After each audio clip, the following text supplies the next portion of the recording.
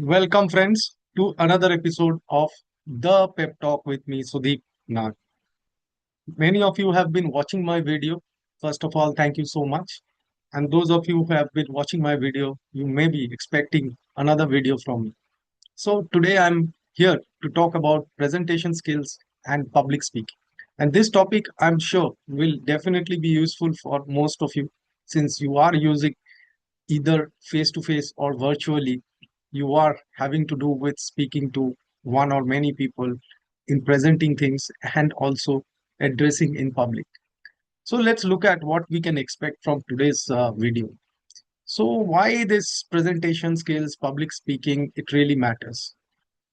Build your present, how to build it, how to prepare for it, delivering it, and what should be your body language and how to engage the audiences. So right from structuring, why it is important, how to understand the audiences, how to engage them. And of course, as I said, it's today, it's not only face to face, it is, but also virtually. So we are going to discuss all these things.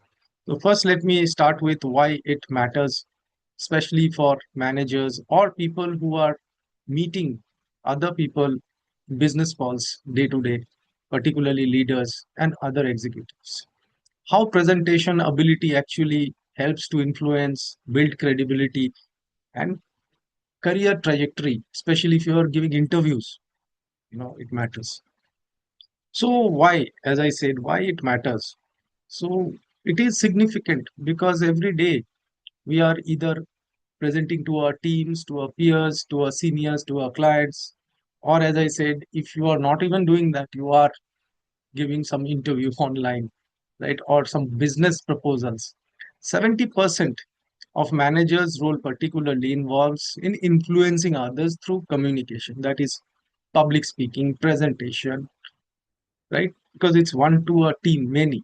So 3 seconds, it's very important, the first 3 seconds, to create that impression and engage the audience by grabbing their attention. Mostly soft skills cited by senior leaders when identifying promotions. So, as I said, if you are on IJP also or any other interviews, it is important. So, how to overcome the challenges when we speak to public, right? Because you know that many of us, we get nervous, we forget, and we hesitate, first of all, to come and speak. So obviously there is a technical part to the entire audience. That is the technical details buries the message.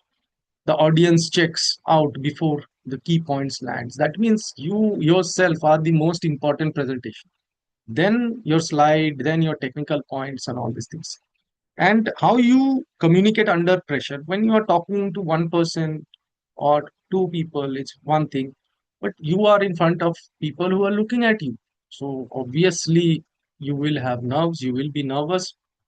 So there is a adrenaline rush shows up, and you use filler words and you use shaky voice, and it doesn't convince people, right?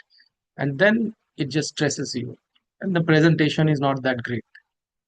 Then you can't finish in time. If you are unstructured, you will forget, you will bring topics which are, from beginning to the last and then put something in between. So it's just not, audience friendly. That means it's not giving the effective message to the audience, so it's ineffective. A weak question answer handling, they will ask questions, and some people are not as polite as you would be yourself, so don't expect. There are mostly people are polite, but it can be. So how you're going to handle unexpected situations? So building your presentation framework is required, because if you prepare well, then it will help you to give the presentation and land the message. So you need to have three parts. That is the opening of your presentation, the first few 3 seconds or 10 seconds, how you open it, how you grab the attention, how you build your credibility. Then the actual presentation. Don't use only PPTs. Talk to them. Tell the story. Use the pictures, some pointers to reaffirm what you said, to communicate better what you said, but don't read from the slide. And then the conclusion is very important because it recaps, it brings the attention back, it helps you to effectively make them remember what you said. Before that, what are the audience like, what they already know, what are their levels, very important, because after 5-10 minutes you found out that, or 1 hour, that they don't understand or they know everything or they don't understand at all, so again you come down, or then you are wasting time because they are then saying that we know all this. So it's important that to understand whether what their role are, what their seniority are, basically to manage the emotions also. So if they know everything, those things that you are saying, then think out of the box. So sometimes in presentation is also important that the presenter or people who are speaking in public, they are equipped in such situations that they come up with something of their own. Crafting a powerful opening, some statistics, some pictures, some facts, something which is very attention grabbing, a story. So basically, it's all about telling a story, how you present it, how you tell it. It's important. Also, you can ask questions, then you connect. Some people like to do that. And clearly, uh, you know, you have to make the points. Then structuring your message is the core idea, then your evidence, why you said what you said, how it is going to happen, some logic, and then, how it will help them, benefit them, what they're listening to. That will help them to pay more attention, and then summarize the whole presentation with impact, right? Close with impact, connect everything, and then message, reaffirm the message again, and then what steps they need to take. Delivering and your body language, how you deliver it, how should you sound, how should you speak, pace, not very fast, nice and slow, use pauses when required, it's important. Even person sitting at the back should be able to see the PPT, understand what is written, and also hear you, right? Not only the people in the front. And the pitch and tone, it should not be very shrill. It should be nice, warm. You should be able to bring it up and down whenever required. And body language will help further. In fact, because body language is more powerful than words. We have already talked in our communication session, you know that. So you have to use that, eye contact, facial expression.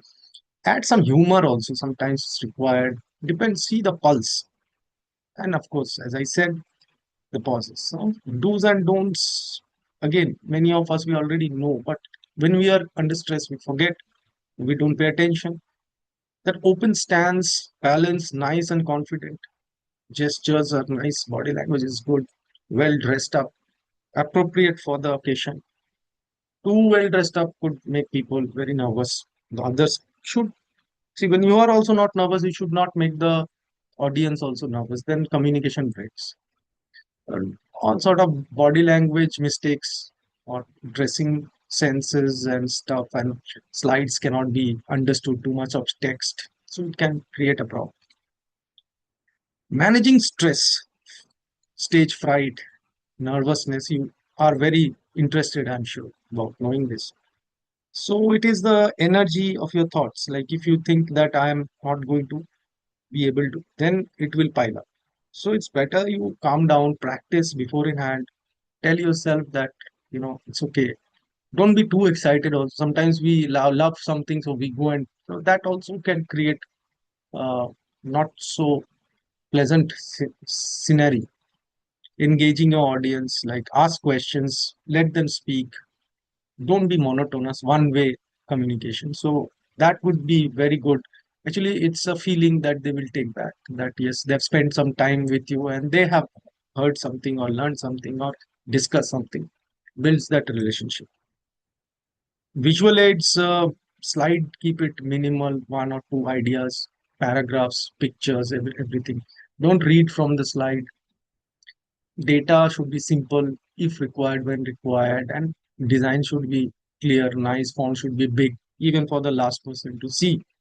Handling question and answer, be prepared that there will be questions. So tell them we'll discuss this at the end of the presentation. Or if they want some answers, you can answer that. If you don't know something, tell that I will get back to you later.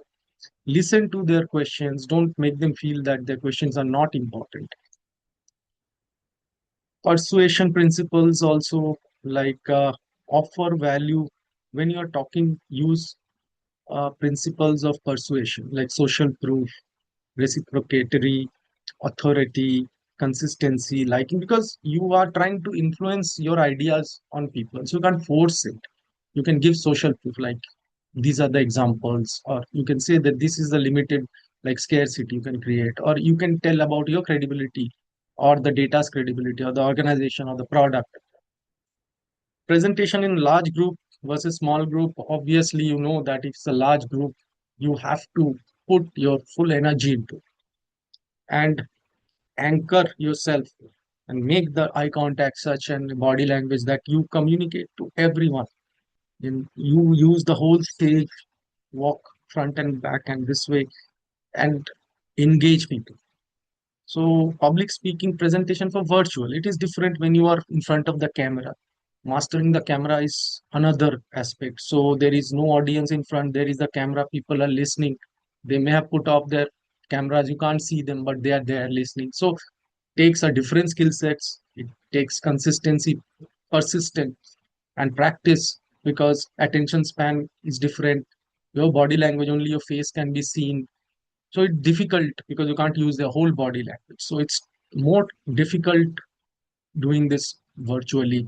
Ask, engage, ask for feedback, let them speak, do some activities. I think that could engage them a lot.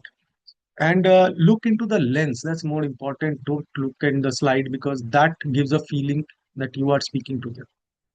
And voice should be nice and clear, slower than usual, and not very loud. Use pauses again. As I said, put more energy, and call out people. Take their name, gives a personal touch, and use the pitch and intonation of voice. It will help. Practice what you understood today. Keep practicing, because practice makes you perfect. And that really serious practice, in if you're a leader, manager, mirror yourself, see how you are, and you feel better. Record yourself and see. Ask people about your presentation, take feedback, get yourself trained if possible, and fully serious rehearsal are required. And action plan, like if you want, you can start practicing a week, then next month, and then keep going at it, and you will perfect it. Thank you so much. I hope that this presentation and whatever I have discussed will definitely help you in mastering your presentation skills, and you will be more confident and effective in your day-to-day presentation and public speaking. Thank you so much, and have a wonderful day. Bye.